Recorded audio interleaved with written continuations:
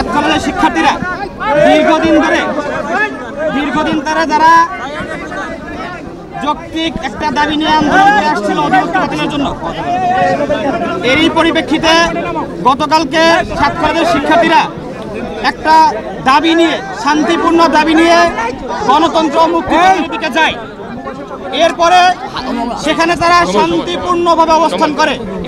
Dhaka college সহ সাত কলেজের একজন শিক্ষার্থীও গণতন্ত্র মুক্তি ত্বরণ পার হয় নাই। কিন্তু ঢাকা বিশ্ববিদ্যালয়ের শিক্ষার্থীরা সম্পূর্ণ পরিকল্পিতভাবে তারা ঢাকা কলেজের শিক্ষার্থীদের উপরে অস্ত্র শস্ত্র নিয়ে, লাঠি সোঁটা নিয়ে তারা হামলা চালিয়েছে। আমরা এই সশস্ত্র হামলার তীব্র নিন্দা এবং প্রতিবাদ জানাচ্ছি। আপনারা আজকে সকালে দেখেছেন, এরই পরিপ্রেক্ষিতে এই বিষয়টার একটা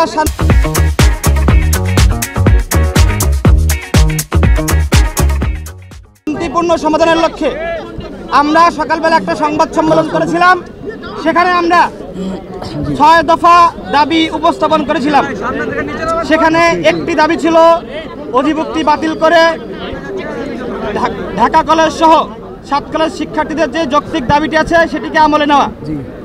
ঢাকা বিশ্ববিদ্যালয় প্রশাসন সহ সংশ্লিষ্ট কর্তৃপক্ষ বিষয়টি আমলে নিয়েছে, এজন্য আমরা তাদেরকে সাধুবাদ জানাচ্ছি। কিন্তু আমাদের এখনো 5টি দাবি বাকি আছে। এই দাবিগুলো মেনে নেওয়ার জন্য এখনো কোনো প্রক্রিয়া কর্তৃপক্ষের পক্ষ থেকে অনুসরণ করা হয়নি। আমাদের গুরুত্বপূর্ণ দাবিগুলোর মধ্যে রয়েছে, গতকালকে ঢাকা বিশ্ববিদ্যালয়ের শিক্ষার্থীরা আমাদের ইডেন কলেজ, বদরুন্নেসা কলেজের সহ সাত কলেজের নারী শিক্ষার্থীদের নিয়ে কুরুচিপূর্ণ মন্তব্য করেছে, অশালীন অঙ্গভঙ্গি করেছে। এই দায় নিয়ে ঢাকা বিশ্ববিদ্যালয় কর্তৃপক্ষকে অবিলম্বে ক্ষমা প্রার্থনা করতে হবে।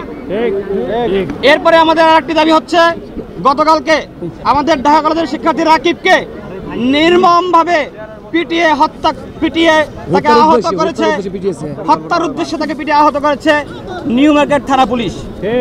এই হামলার সাথে যারা জড়িত, দায়িত্বরত থানার ওসি, এসি সহ এই হামলার সাথে যারা জড়িত আছে তাদেরকে আগামী 24 ঘন্টার মধ্যে প্রত্যাহার করে বিভাগীয় ব্যবস্থা নিতে হবে।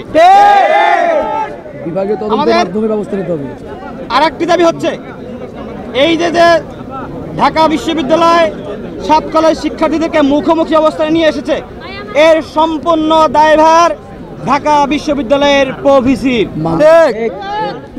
অনতিবিলম্বে আগামী 24 ঘন্টার মধ্যে এই প্রভিসিকে তার পদ থেকে পদত্যাগ করতে হবে। এই দাবিগুলো যদি মেনে না নেওয়া হয় আগামী 24 ঘন্টার মধ্যে, তাহলে আমরা নিউ মার্কেট থানা ঘেরাও কর্মসূচি ঘোষণা করলাম। সেই সাথে ঢাকা বিশ্ববিদ্যালয় প্রশাসন যদি প্রভিসির বিরুদ্ধে আমাদের দাবি মেনে না নেয় এবং তারা যদি আমাদের সাথে ঢাকা কলেজের শিক্ষার্থীদের কাছে ক্ষমা প্রার্থনা না করে, তাহলে ঢাকা কলেজ সহ সাত কলেজের সামনে থেকে অনির্দিষ্টকালের জন্য ঢাকা বিশ্ববিদ্যালয়ের বাস সহ কোনো যানবাহন চলবে না। আমাদের পরবর্তী কর্মসূচি হচ্ছে, যদি এই দাবিগুলো মেনে না নেওয়া হয় আগামী 24 ঘন্টার মধ্যে, তাহলে আমরা থানা ঘেরাও কর্মসূচি পালন করব এবং শান্তিপূর্ণভাবে আমরা ঢাকা কলেজ সহ সাত কলেজের সামনে থেকে ঢাকা বিশ্ববিদ্যালয়ের কোনো বাস যেতে দিব না। আমরা প্রত্যাশা করছি এই 24 ঘন্টার মধ্যে সরকার কর্তৃপক্ষ তারা আমাদের সাথে যোগাযোগ করবে, বিষয়টা অফিসিয়ালি মিটমাট করবে।